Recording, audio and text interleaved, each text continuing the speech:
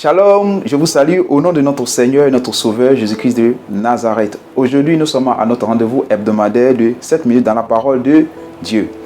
Aujourd'hui, le thème que je voudrais partager avec vous, c'est notre futur repose sur notre consécration d'aujourd'hui.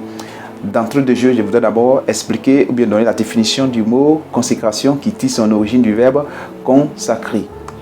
Quand nous utilisons ici le mot consécration, c'est dit simplement que c'est mettre à part pour Dieu ou alors dédié à Dieu. Une personne consacrée est une personne dédiée à Dieu. Une personne consacrée est une personne mise à part pour Dieu. Pourquoi j'insiste sur ce thème? Parce que Dieu a donné aux enfants de Dieu, ou bien Dieu a projeté ou formé sur les enfants de Dieu des projets de bonheur et non des projets de malheur. Alors le diable, voyant cela, voyant notre étoile, voyant notre destinée, cherche coûte que coûte à contrecarrer les plans de Dieu. Le diable sait que le Seigneur a formé sur nous des projets de bonheur, mais il ne sait pas comment ces projets-là vont s'accomplir. Alors il met tout ce qui est en œuvre pour pouvoir empêcher le dessein de Dieu de s'accomplir dans notre vie. Il est important pour nous de nous consacrer pour Dieu.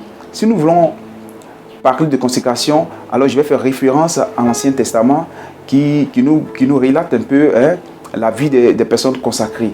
Je vais m'attarder sur le livre de Lévitique,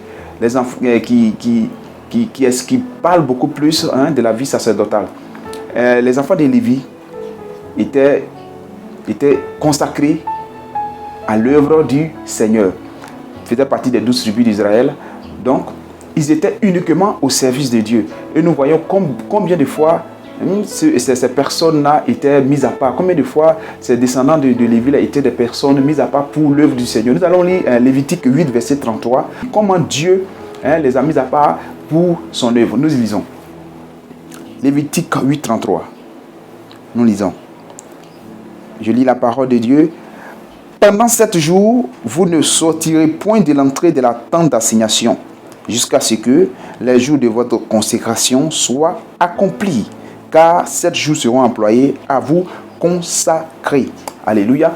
Voyez-vous ici combien de fois Dieu met l'accent sur la consécration.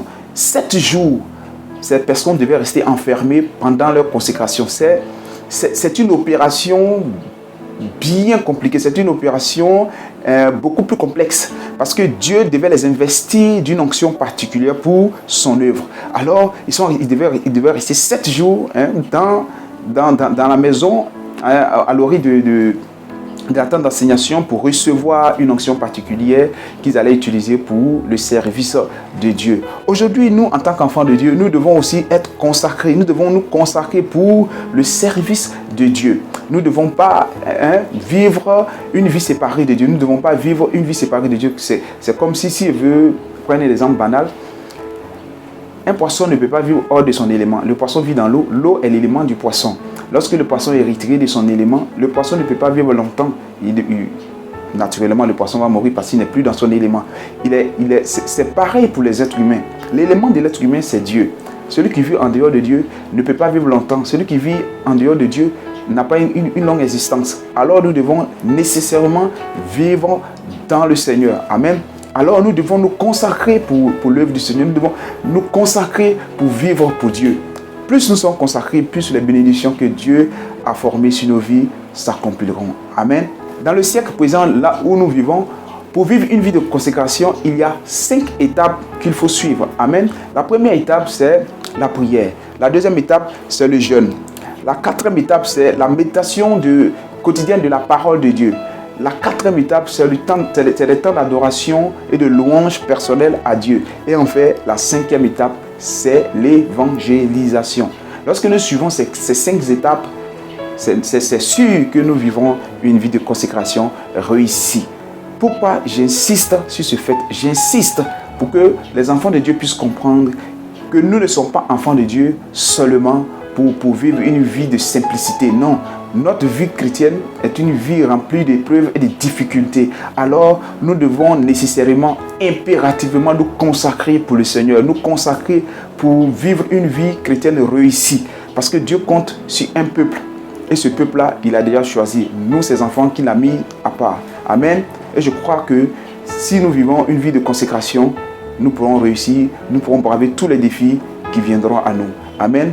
Je pense bien que ce message aurait touché plus d'un et donner aussi cette force aux frères et aux sœurs en Christ de marcher de victoire en victoire dans le Seigneur. Que Dieu nous bénisse à vendredi prochain.